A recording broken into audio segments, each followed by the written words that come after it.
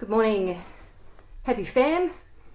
Today I went for my walk this morning, and every time I go for my walk, now most people go for walks because they're like maybe on a mission to get healthier or whatever, lose weight, or I don't know, there's many reasons why you can go for walks, but I go for my walks in the morning without my technology on purpose, because that's basically my most magical time in the morning to connect with whatever you want to call it, something magical. I like to call it magical because it feels magical, and we always call things that are foreign to us magical.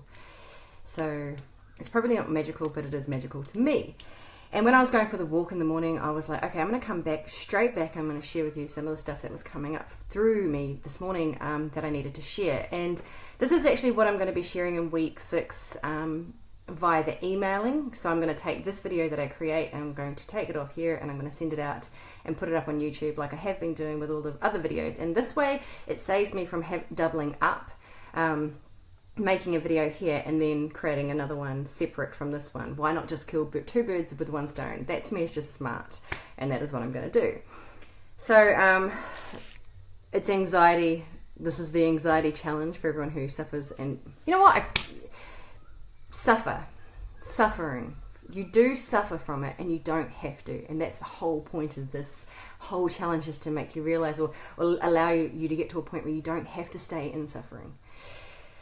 And of course, we've been going through the taking the minute just to breathe and find safety. It is one of the best practices you could ever do. When you start recognizing when you're anxious, when you start recognizing when you're in panic, to go, oh, this is panic. I can just sit down, put my hand on my heart, put my hand on my tummy, and breathe, and remind my body that I'm safe. Because you can get to this point, right, with anxiety, that your mind is completely clear, where you're like, what? I don't feel, I'm not thinking anxious thoughts at all. Like, I'm good. But my body is freaking going mental. Like, it's telling me I'm not safe, and I'm feeling pains in my chest and pains in the back of my back, and your body might be screaming at you. And that's because we've got two well, there's probably more actually, there's also your stomach, but there's different places where we think from, right? And our body, it's really, once we've got our mind clear, we've got to train our body that we're safe as well. So someone this morning asked me, how can I sit down and journal when the thought of journaling makes me feel anxious? You know, so of course you don't want to go and do something that makes you anxious, because you'll get more wound up, more angry, and then just be like, oh, that's what I would do anyway, normally, back then. So it's about really looking at it and going, okay, I feel anxious when I think about journaling. Do I want my anxiety to dictate to me how and what I can do? Or do I want to have the fucking freedom of choice? And for me, I'm always like, no, I want to choose. So the other few weeks ago, I had to sit down and listen to and learn something, and I really didn't want to. I was like, honestly, the little kid in me was like, fuck this, I don't want to sit here and listen to this. And I was just having all my annoyance about having to sit there and learn came up. And it's probably because around trauma of having to sit down at school and listen when I didn't want to, or having to learn stuff and being forced to sit in a situation where I didn't want to. So the kid in me was rebelling. I don't want to have to do this. But the adult in me is like, I want to learn this. But in that moment, my anxiety was ruling me. The little kid in me that didn't want to sit there and have to sit still and listen and learn didn't want to. So I had to sit, this is what I did. I sat down with my phone in front of me, because it was a YouTube 3-hour training that I had to do. And I didn't want to, my body was like, literally it was a war. Like, oh, I don't want to do this. And what I did is I was just like, sit with it. Sit with it, sit with it, sit with it, sit with it, breathe, find the safety, breathe, until that had shifted. And you can tap in those moments too. Like, even though I'm sitting here and I freaking don't want to do this, I choose to find safety, because I want to have the freedom of choice back. One of my very good friends, he said to me, true discipline is freedom, or true freedom is discipline. And if you think about that, if you can discipline yourself to do something, that's freedom, because you're no longer allowing these emotions and belief systems to push you one way. You get free choice. Discipline is freedom. Think about that one. I was just like, when he told me, I was like, oh my God, it's so true. Sometimes when we're moving through our anxiety and we're starting to shift stuff and we're creating, like I said in the video not long ago, like about shrinking the old beliefs and creating a new one, you can come and sometimes feel this feeling of emptiness. And I was talking to my flatmate about it yesterday because I had the same feeling. I was like, oh my God, I feel empty. And I was starting to do things where I would go and try and fill this gap with something outside of me. So I wanted to go and buy a steak. And I was like, I really want to go buy a steak. And I'm like, do I actually? I wasn't even hungry. But there was a part of me that was feeling empty and I wanted to fill it with something. So when you start working through these things that you're letting go of, you're releasing, you may have the sudden empty feeling, and it kind of feels disturbing, and you might feel a little bit panicky. That to me is like growth pains. You know, when you grow, you have pains of growing. It's like, say this is how you've been living, and this is the field that you've been living in, and it's been basically entrapped by anxiety and beliefs and rules. If you start opening up and releasing and taking away some of those rules, there's more space, so you're actually growing, right?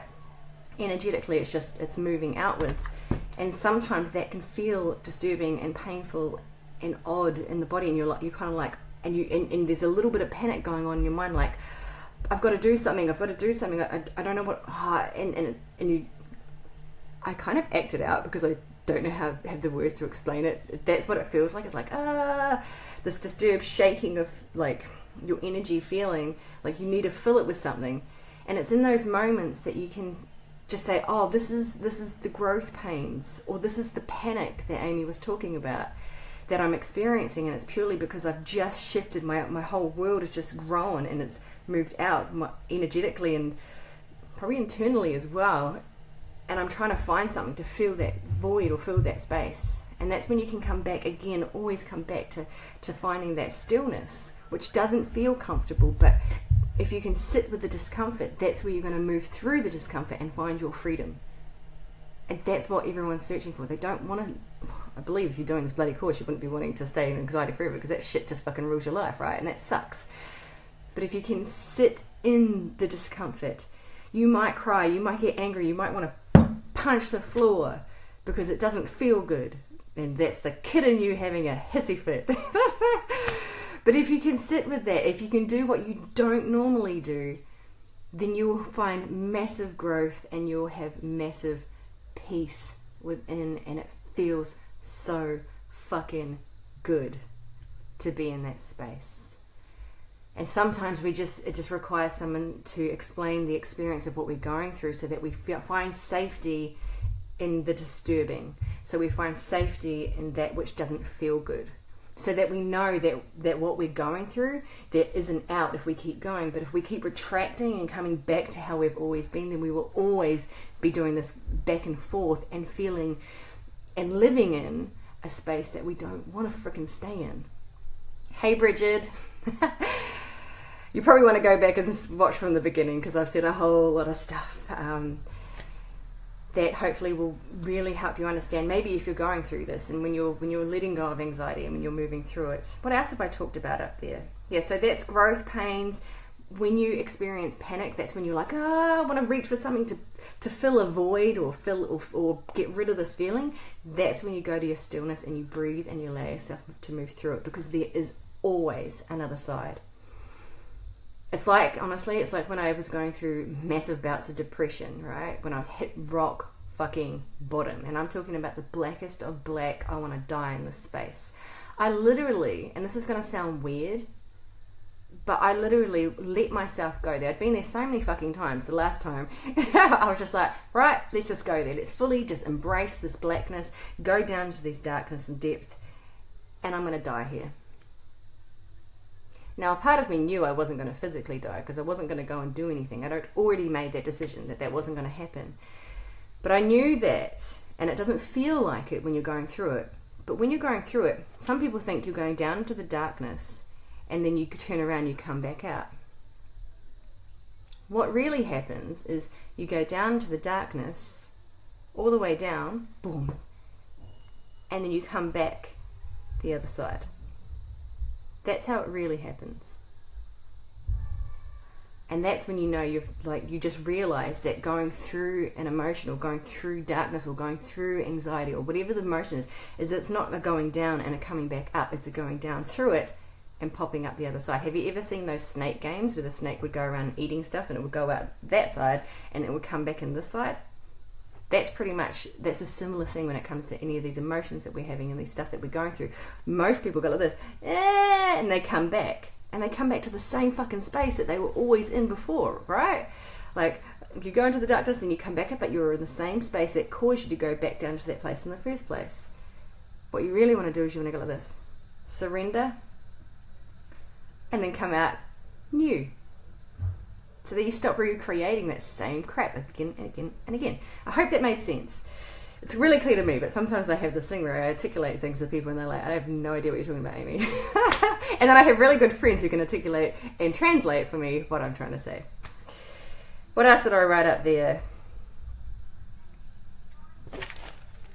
I think I covered everything that I wrote above. Finding safety within using it. Okay.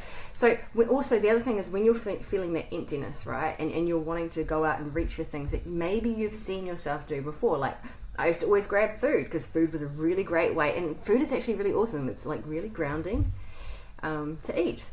And eating's not bad. Eating's fucking living. Food is amazing. But let's say you're seeing behaviours of how you would normally cope with and deal with your anxiety that you just don't want to choose those or choices anymore. There are other things that you can reach for. So you can reach for a friend, someone to talk to and say, this is what I'm experiencing right now and I'm trying not to go to these other places like alcohol, drugs, anger, punching someone. No. New choices can be like affirmations. So when you're feeling that emptiness and you're like, the panic, you bring yourself back to the safety zone, tapping again, bringing your body back to safety and saying, I know that this feels disturbing. Treat yourself like you're your own child. I know this feels disturbing and I know you don't like sitting in this, but this is how we get through it and you are safe. Then use affirmations saying, even though I feel empty or I feel disturbed or not lovable, I am lovable. I'm fucking worthy. And I know that if I give myself a few minutes, that my body will remember what I already know. That I am safe and that it's good and everything is good. And that you're all good. It's all G-O-O-D good. No one's going to get that unless you know the song I was just doing. Affirmations to reaffirm that you're okay in those times when you are experiencing panic are very useful. So if you have things written around your house to remind you, if you have reminders on your phone, they are one of the most amazing things you can do for yourself. I do it for myself as well. I have alarms, and I've shown this for years, that I'll have alarms on my phone that will just bring up little affirmations, reminders. Breathe. I am safe. I'm always fucking worthy. I like to swear because it feels more real when I swear. But use whatever language feels right for you and good for you. Something that empowers you to feel and remember how amazing you are. To bring yourself back to safety. To remember that you're growing, and with growth there is growth pains. But you are learning tools that you can implement to help you move through it a little bit easier. And that's it for this week 6. That's the training. Now, what we've been doing is the minute. What I would like you to do right now is take 3 to 5 minutes to up that visualization, up that meditation, up that sitting in quiet, and to take long, slow, deep breaths. Now, you've got the heart chakra, but just under here, this is like your self-worth area. And I don't know about you, but when my self-worth started to improve and grow, I felt pain through that area because it was expanding and a lot of stuff was being released. So I used to put my hand on that spot, right? Or you can put it on your tummy, wherever you feel intuitively, touch where it feels right and breathe into those spaces. Breathe into those spaces, put the timer on your phone, give yourself that 3 minutes or 5 minutes, you choose. But put the timer on your phone so you're not sitting there and then 60 seconds later or 30 seconds later you're like, I'm out. Yep, I'm good, okay, going, and then you take off after 30 seconds. Sit there and have the phone, have your alarm on so that you can sit there and shut off your, I've got to go. You've got the, okay, my time is on, I will hear it when I'm done, and I will sit here and breathe and remind my body to upgrade to what my mind already knows, that I'm okay, that I'm safe, that I'm growing, that fucking 2018 is going to be the best fucking year ever, and that I'm lovable and worthy, no matter how fucked up and messy I may think I am. Take those few minutes, sink down, and you know what? If you need to cry, if you need to whatever, fucking do it. Because it feels good. Sometimes what that crying is not a weak ass bitch that you think that it is. So that's what I used to think it was. It's actually so much joy bubbling up. We don't even realize that tears aren't just for when you're sad, they're for when you're fucking overwhelmed and full of joy. And that is such an amazing to feel joy again when you haven't felt joy in a very long time. If you felt depressed, if you felt anxious, if you felt angry, if you felt deep, dark, icky shit, to feel joy again will move you. And it may feel foreign because you're like, oh no, am I feeling sad? It's like, no, you're just feeling so fucking good. It's finally bubbling out because you've allowed all the ick to get out, and now the joy is just because you are joy. Behind all of the thought patterns, behind all of the shit, there is pure fucking joy in you. It's just about allowing it to come back through again and letting yourself feel as good as that you deserve to. Wow, that got really serious. Thank you for watching. I hope that this has been useful for you today. And really remember to implement this in your time. If you feel panic, remember that there is a way through. And to bring yourself back to stillness and remind your body it's okay, it's safe, and this is the way through. Even though it feels really wrong, it's really, really fucking right. And do the visualization. That is all. Have an amazing day. And